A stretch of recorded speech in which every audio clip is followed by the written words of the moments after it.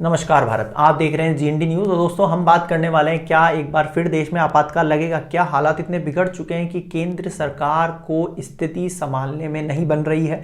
क्या देश में फिर से हालात जो हैं, स्थितियां जो हैं, हमें आपातकाल 1975 की ओर ही ले जा रही हैं। दोस्तों, आज 14 दिसंबर को जो है किसानों ने फिर से भारत बंद का ऐलान किया है। देश भर में इसका पूर्णतः समर्थन हो रहा है। एक तरफ है केंद्र की मोदी सरकार, तो दूसरी तरफ है किसान और पूरा विपक्ष। किसान जो है यहां पर अपनी मांगों पर अड़े हुए हैं और तीनों कृषि कानूनों को रद्द कराने की अपनी मांग पर डटे हैं। दूसरी ओर है सरकार, जो कि संशोधन की मांग पर अड़ी है, लेकिन किसी भी तरीके से इन कानूनों को वापस लेने की पे कतई राजी नहीं है। दोस्तों, यह आंदोलन पूरे देश भर में फैल चुका है। आज जयपुर दिल्ली राजमार्ग जो है वह किसानों ने अपने कब्जे में ले लिया है। टोल प्लाजाओं पर घेराव कर लिया है। सभी जिला मुख्यालयों पर इनका धरना प्रदर्शन जारी है और हम तीन कृषि कानूनों को वापस लेने की मांग पर डटे हैं। दोस्तों, यहां पर एक जो है ट्विस्ट आया है, एक मोड़ आया है इस आंदोलन के अंदर कि संयुक्त किसान मोर्चा की ओर से भानु गुट को इस आंदोलन से अलग कर दिया गया है।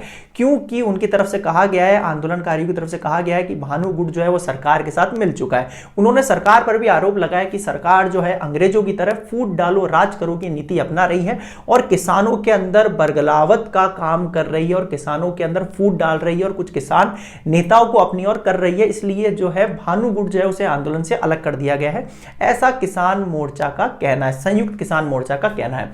दोस्तों, आज संयुक्त किसान मोर्चा ने डिसीजन लिया है कि भारत बंद होगा। साथ ही सुबह 8 बजे से शाम को 5 बजे तक एक दिन का उपवास रखा जाएगा, यानी कि भूख हड़ताल।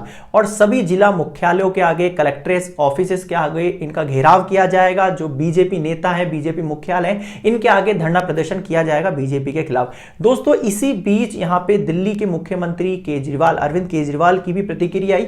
उन्होंने भी किसानों के साथ आम आदमी पार्टी का साथ दिखाया और कहा कि वह भी किसानों के साथ अनशन पर बैठेंगे।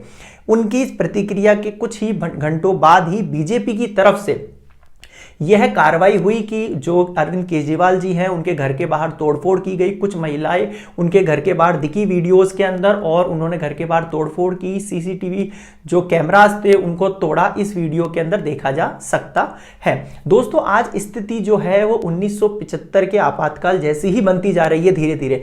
आज एक जो मुख्यमंत्री है, दिल्ली के जो मुख्यमंत्री, एक मुख्यमंत्री घर के बाहर तोड़फोड़ होती है। दिल्ली पुलिस जो है इस पर किसी तरीके से कोई कार्रवाई नहीं कर रही है, वह पूरी तरीके से केंद्र सरकार के हाथों में संचालन चल रहा है। दोस्तों, उस वक्त की स्थिति में एक तरफ थी कांग्रेस और दूसरी तरफ था पूरा देश। पूरा देश का मतलब है यहां पे पूरा विपक्ष और पूरी जनता। वह भी स्थिति ऐसी ही थी जब लोकतंत्र को तानाशाह में बदला जा रहा था कांग्रेस के द्वारा। आज भी स्थिति कुछ ऐसी ही नजर आ रही है। उस वक्त में और इस वक्त में सिर्फ एक ही अंतर है। उस वक्त जो विद्रोही होते थे, यानी कि जो सरकार के पक्ष में नहीं है, उस वक्त कांग्रेस के द्वारा या फिर जो मीडिया के द्वारा जो है उन्हें राष्ट्र विरोधी या फिर वामपंथी या फिर लेफ्ट की आइडियोलॉजी इस तरीके से संगत नहीं किया जाता था, उन्हें खालिस्तानी नहीं कहा जाता। लेकिन आज स्थिति अलग है। आज अगर आप सरकार के खिलाफ कुछ बोलोगे तो आप वामपंथी कहलाओगे, आप लेफ्ट आइडियोलॉजी वाले कहलाओगे, आप जेएनयू वाले कहलाओगे, आप टुकड़े टुकड़े गैंग कहलाओगे, आप राष्ट्र विरोधी कहलाओगे। इस तरीके से आपको संज्ञा दे दी जाती है। अभी किसानों के अंदर भी यही हो रहा है। यहाँ पे टुकड़े टुकड़े गैंग या फिर वामपंथी या फिर लेफ्ट आइडियोलॉजी या फिर खालिस्तानी इस तरीके से संज्ञा दी जा रही है। यहां तक कि चाइना और पाकिस्तान को भी इसके अंदर इन्वॉल्व कर दिया गया है कि यह जो आंदोलन चल रहा है, किसान आंदोलन, इसके पीछे चाइना और पाकिस्तान का हाथ है। दोस्तों, यह पूरी तरीके से गलत है। अगर हमारे देश की जनता जो है, लोकतांत्रिक जनता जो है, सरकार के खिलाफ किसी भी चीज के अंदर प्रोटेस्ट करती है, उनके विरोध प्रदर्शन करती है, तो यह उनकी स्थितियां हैं। सरकार का दिया हुआ कोई फैसला है जिसके लिए वो तैयार नहीं है, वो नहीं चाहते हैं इन कानूनों को उन पे लागू हो। तो यहां पर उनके जो सरकार के अगर सरकार के पक्ष में नहीं है तो उन्हें राष्ट्र विरोधी, टुकड़े टुकड़े गैंग, वामपंथी, यह कहने का सरकार को कोई हक नहीं है। यहां पे आप रविशंकर प्रसाद ले लीजिए, आप जो है रेल मंत्री पीयूष गोयल को ले लीजिए, इन सभी के जो बयान है, सांसदों के जो बयान है, वह इसी तरीके से है कि यहां पे जो आंदोलन है वह किसान आंदोलन नहीं है, वह वामपंथी आंदोलन है, वह कांग्रेसी आंदोलन है। इसके पीछे राजनीतिक दल है जो कि किसानों को भड़का रहे हैं। किसान इतने तो समझदार हैं ही, अगर वो पूरे देश का पेट भर सकते हैं, पूरे देश को अन्नदाता कहलाते हैं, अगर पूरे देश भर में सभी के लिए वो अनाज उगा सकते हैं, जो भारत है उसको जो है उत्पादन के अंदर कई देशों से आगे ला सकते हैं, तो वह इतने बेवकूफ नहीं है कि उन्हें राजनीतिक दल या कोई वामपंथी लोग या फिर खालिस्तानी इस तरीके से उन्हें संज्ञा दी जाए और कुछ लोग जो उन्हें बेवकूफ बना दे, इतना आसान नहीं है यहाँ पे ये। दोस्तों, इस आंदोलन के समर्थन में सभी जाति मजहब के लोग जो हैं जुड़े हुए हैं, सभी अपनी अपनी तरफ से जो है इन किसानों की मदद कर रहे हैं। कोई खाना खिला रहा है, कोई कपड़े धो रहा है, इस तरीके से अपना समर्थन किसानों के प्रति दर्शा रहे हैं। दोस्तों, एक निराशाजनक खबर आई है वॉशिंगटन अमेरिका से, जहां पर भारतीय दूतावास के बाहर कृषि कानूनों के समर्थन में कुछ लोग जो रैलियां निकाल रहे थे, उन्होंने महात्मा गांधी की प्रतिमा को खंडित किया और खालिस्तानी के झंडे भी वहां पर लहराते हुए नजर आए। भारतीय दूतावास ने इस पर प्रतिक्रिया देते हुए कहा कि यह खालिस्तान को समर्थन देने वाले लोग हैं। दोस्तों, दूसरी ओर उत्तरी दिल्ली नगर निगम के अंदर 2500 करोड़ के घोटाले को लेकर जो गृह मंत्री अमित शाह जी हैं, उनके घर के बाहर प्रदर्शन करने पहुंचे आम आदमी पार्टी के विधायक राघव चड्ढा और आतिशी समेत 9 लोगों को गिरफ्तार कर लिया गया दिल्ली पुलिस के द्वारा।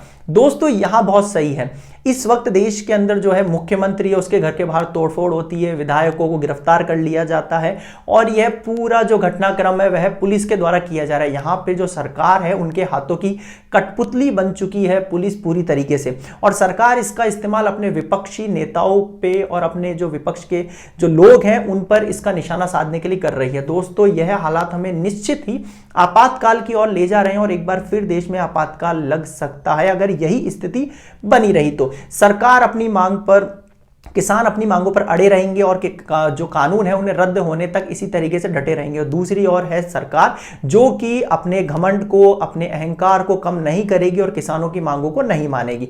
तो दोस्तों, आज के लिए इतना ही। आपकी क्या राय है इसको लेकर? आप क्या सोचते हैं कृषि कानूनों को लेकर? आपकी क्या राय है कि सरकार और किसानों की क्या भूमिका होनी चाहिए इस वक्त देश में, जब एक कोरोना महामारी से पूरा देश जो है जूझ रहा है? किसानों और सरकारों की क्या भूमिका होनी चाहिए? आप अपनी राय, अपने कमेंट जो है जरूर हमें वैल्यूएबल कमेंट बॉक्स में कमेंट करके बताइए आप क्या सोचते हैं इसको लेकर। और वीडियो पसंद आया तो please like the video, subscribe GND news channel and press the bell icon ताकि नेक्स्ट वीडियोस की नोटिफिकेशन आप तक जरूर पहुंचे। आज के लिए इतना ही, धन्यवाद। जय हिंद, जय भारत।